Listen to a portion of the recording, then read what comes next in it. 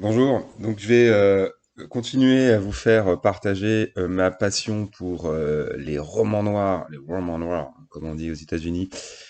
Donc les romans noirs américains, hein, d'emblée, voilà, je préviens, j'ai lu peu de littérature policière française. Alors j'imagine que je suis passé à côté d'œuvres majeures, sans doute, mais voilà, j'ai besoin de voyager un petit peu. Et j'ai voilà, du mal à me rentrer dans l'idée d'un commissaire qui fait des enquêtes à Montélimar. Enfin bon, je caricature un peu, mais bon. Voilà, ça m'a jamais tellement intéressé, la littérature policière française, surtout quand on voit les génies du genre américain, ils mettent la barre très haut. Alors, on a bien vu ma passion ancienne pour James Ellroy, donc j'y reviendrai pas. Je vais vous présenter aujourd'hui 5 autres romanciers donc américains à travers, on va dire, leurs œuvres les plus emblématiques. C'est pas forcément les meilleures, mais enfin voilà, celles qui m'ont le plus marqué, celles qui sont voilà le plus emblématiques de leur style. Alors je vais commencer par peut-être le moins connu en France, bon même s'il est édité dans la collection Point.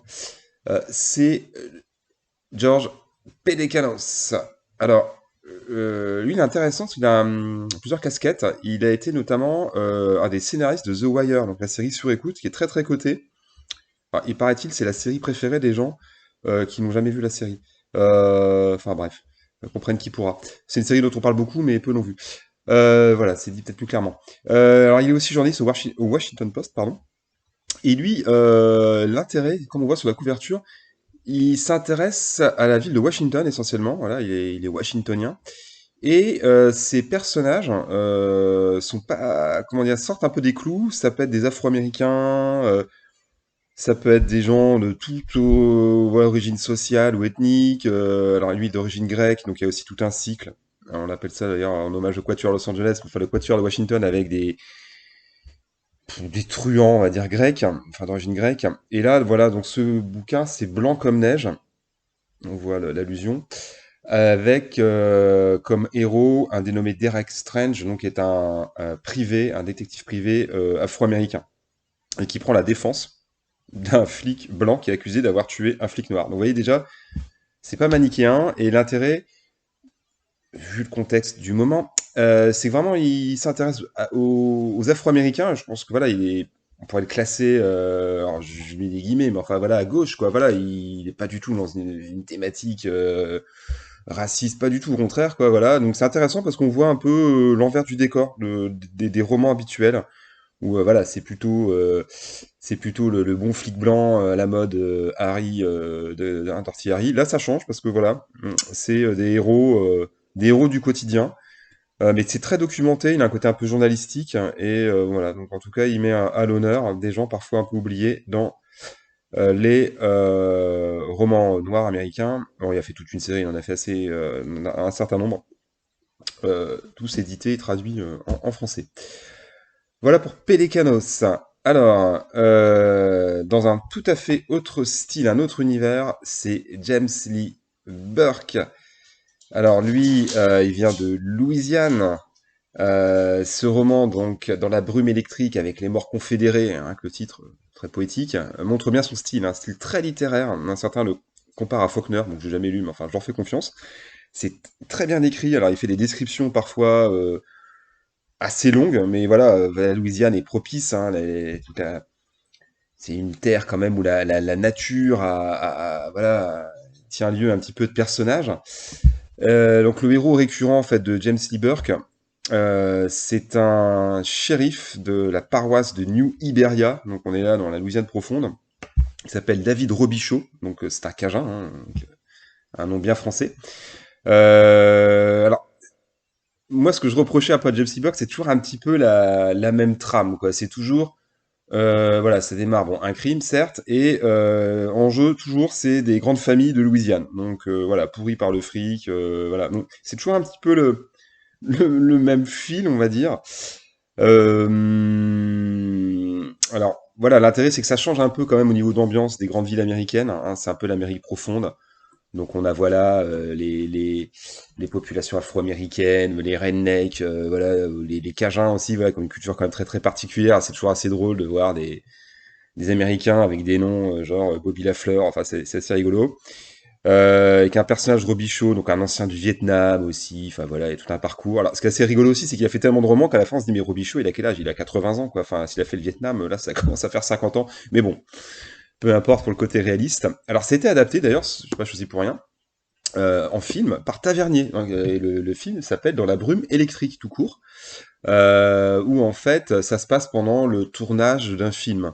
Alors il y a une dimension un peu surnaturelle d'ailleurs dans ce roman, c'est un des seuls où il y a, voilà, il y a des apparitions, enfin il y a David Robichaud qui a où il voit des apparitions de soldats confédérés, donc des sudistes. Alors justement, c'est pas manichéen aussi. Robichaud, enfin pas Robichaud, mais Burke, on pourrait peut-être plutôt le classer quand même à droite. On dirait pas, voilà, c'est pas côté manichéen. Les sudistes c'est les méchants, les Yankees c'était les gentils, quoi. Voilà. Bon, enfin ça évidemment, faut toujours se garder des jugements manichéens en général dans l'histoire, surtout pour la guerre de sécession. Je n'y reviendrai pas là. En plus, bon, c'est pas forcément un domaine dans lequel je suis spécialiste. Mais enfin voilà, ça remet à l'honneur un petit peu la culture sudiste. Et bon, bah Tavernier, on peut lui faire confiance quand même dans le genre. Il l'a adapté, c'est pas pour rien. Il en a fait beaucoup. Il en sort encore beaucoup. Sa fille aussi, d'ailleurs, hein, qui s'appelle Alafir Burke, a commencé sa carrière aussi de romancière. Voilà, je vous dis, le seul petit bémol, c'est que la trame se ressemble souvent, en fait. Mais bon, on retrouve ça un peu comme une série, quoi. On est content de retrouver un petit peu le même décor. Alors, un autre romancier, celui-là qui est très connu, il a fait des romans qui sont devenus même des adaptations, un peu des blockbusters, c'est Denis Lehan. Alors, d'emblée, il faut le savoir, c'est lui qui a écrit Mystic River, qui a été adapté, donc un chef-d'œuvre hein, par Clint Eastwood, que j'ai pas lu d'ailleurs. Et Shutter Island aussi, évidemment, autre blockbuster avec Leonardo DiCaprio. Alors, c'est ces deux œuvres les plus connues, mais elles sont un peu à part d'ailleurs, moi je trouve. Évidemment, enfin, c'est des très grands romans, des excellents films, ça c'est clair. Là, j'ai choisi un autre roman qui est adapté aussi d'ailleurs au cinéma, Gone Baby Gone, pas confondre avec Gone Girl, ça ressemble. C'est un autre film aussi. Alors, Léane, il a vraiment, enfin, il fait des romans assez différents. Alors là, il y a un cycle avec un couple, Patrick Kenzie et Angela Gennaro, un couple de détectives privés. Et là, bon, c'est une histoire de disparition. Bon, je vais pas vous spoiler l'histoire, mais ce que j'apprécie, c'est Léane, et vraiment, pour moi, il est unique là-dedans, c'est qu'il arrive à faire quelque chose de très sombre et très drôle à la fois. Enfin, c'est-à-dire que dans la même page, on va être effrayé et en même temps, on va sourire, quoi. Voilà, en termes de style, pour moi, c'est un des meilleurs. Vraiment, parce qu'il se perd pas dans des descriptions un peu comme James Silver, qu'il a pas le style télégraphique maintenant à Elroy, les styles parfois un peu, on va dire, abrupt. Voilà, Léane, c'est très bien écrit, très drôle, avec des thèmes, voilà, très différents. Donc je vous dis, c'est quand même pas pour rien hein, qu'il a été adapté à Hollywood, pour ainsi dire. Alors j'ai moins aimé le tout dernier, là, le nom m'échappe, hein, mais c'est qu'une héroïne, une journaliste victime d'une machination de la part de son compagnon, qui est en fait un escroc. Bon, là aussi, je vais pas trop vous spoiler, mais j'ai moins accroché. Donc vous irez voir le film, hein, adapté d'ailleurs par Ben Affleck, hein, donc avec son propre frère d'ailleurs, Casey Affleck, et Morgan Freeman et Ed Harris. Il y a un côté social, hein, d'ailleurs, qu'on voit aussi dans Mystic River, c'est que c'est des héros du quotidien, quoi. C'est intéressant aussi, hein, c'est pas que les super flics hein, qui tirent de partout. Voilà pour Dennis Lehan. Alors, autre romancier, Michael Connelly. Bon, lui aussi, assez connu, il a été adapté au cinéma, notamment Créance de sang par Clint Eastwood. Il a également donc été adapté en série, hein, donc je crois que c'est sur Amazon. J'ai vu la série, c'est passé un moment sur France 3.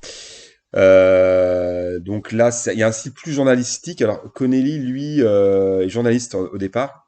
Et je me demandais, si je dis pas de bêtises, je crois qu'il a gagné le prix Pulitzer, ou alors un très grand prix, mais voilà, pour un reportage.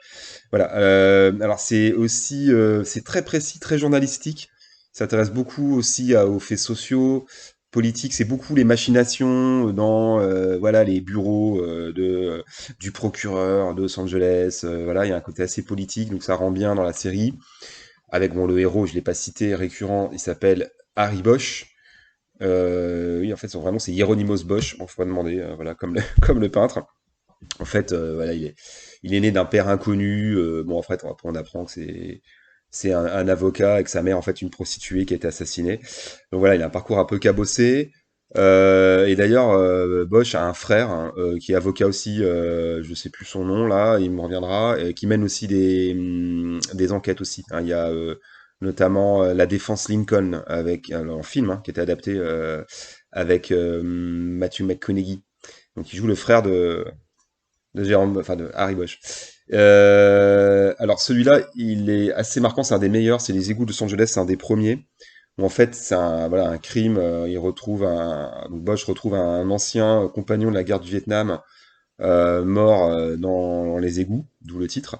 Et ça lui rappelle un peu le Vietnam parce que justement, c'était les rats de galerie, c'est-à-dire les Viet Cong se cachaient, ou les civils se cachaient dans des galeries, et donc les soldats américains aller creuser des tunnels ou balancer des grenades dans les souterrains, dans les tunnels vietnamiens. Bon, ça c'est un fait historique, mais enfin voilà. Donc en tout cas, Harry Bosch a été, enfin, dans les souterrains du Vietnam. Donc bref. Donc en tout cas, la série est pas mal aussi. Bon, pas mal de blabla, mais bon, c'est intéressant parce que voilà, je vous dis, il y a un côté assez politique. Et même les tout derniers thèmes, ça rappellera l'actualité, mais voilà, il y avait des manifestations hein, des Afro-Américains hein, au cri de sans justice, pas de paix. Donc ça rappelle un peu le contexte du moment. Donc voilà, c'est très politique, dans le bon sens du terme, on dira. Donc voilà, Michael Connelly, quand même très connu, très productif. Hein, il en fait des dizaines. Hein, ça se trouve dans tous les supermarchés. Bon voilà, c'est un peu plus grand public, mais ça reste quand même précis, intéressant, avec des rebondissements. Voilà, bon, un peu plus classique, on dira quand même dans la forme. Bon. Alors, dans le genre, autre bon pavé, là, c'est Don Winslow. Alors, il a fait peu de romans, mais ils sont très marquants. Il a fait un autre qui s'appelle La Griffe du Chien. On a peut-être fait d'autres, mais que je ne connais pas tous. Là, c'est Cartel. Bon, bah, le programme est annoncé, hein, c'est sur les cartels de la drogue au Mexique. Alors, extrêmement bien documenté, là aussi. On peut comprendre pourquoi il produit peu, parce que voilà, c'est un peu comme James Ellroy, c'est très, très, très historique, très documenté avec un flic de la DEA, donc qui est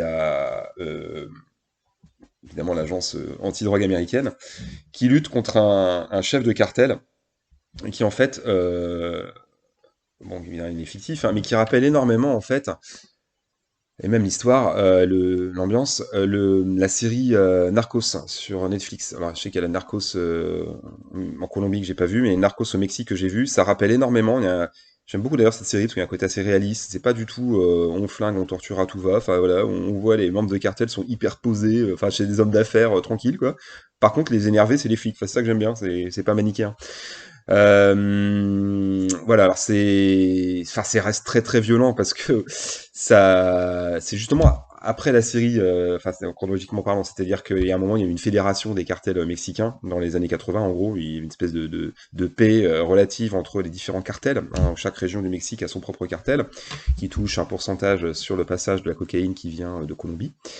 Sauf qu'il y a un moment où ça a terminé en guerre, en fait, des guerres des cartels. Donc bon, il y a le cartel du Sinaloa, avec, on connaît El Chapo, évidemment, hein, il y a aussi été l'objet de documentaires, de séries, on connaît bien celui-là.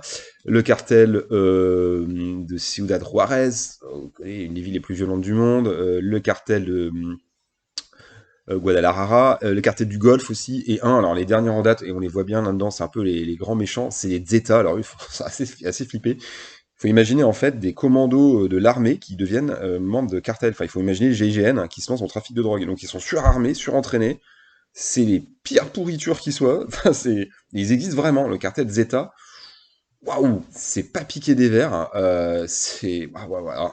Voilà, il y a des moments vraiment très durs, quoi. Enfin, des tortures, des meurtres. Enfin, c'est beaucoup plus violent que la série. Hein. La série, bon, pour revenir à ça, elle est relativement adulcorée. Donc, bon, pourquoi pas hein, on regarde pas une série forcément pour voir des jeunes hommes torturés, voilà, ou cramés au chalumeau. Mais là, waouh, c'est pas à mettre entre toutes les mains. Donc Cartel, qui est assez récent, hein, celui-là, hein, il date voilà, de quelques années, il est assez récent. Et je vous dis, le précédent, c'était La Griffe du Chien aussi, hein, toujours sur les cartels du Mexique. Bon voilà, j'aurais d'autres romanciers aussi à vous proposer, mais bon, j'ai peut-être moins accroché. Alors on remarquera que, voilà, je connais pas forcément toute la littérature noire américaine, mais bon, quand il y a un auteur me plaît, j'essaye un peu de tout lire quand même. Voilà, c'est comme ça, c'est mon côté compulsif. Bon, j'espère que ça vous a intéressé et je vous dis à la prochaine fois.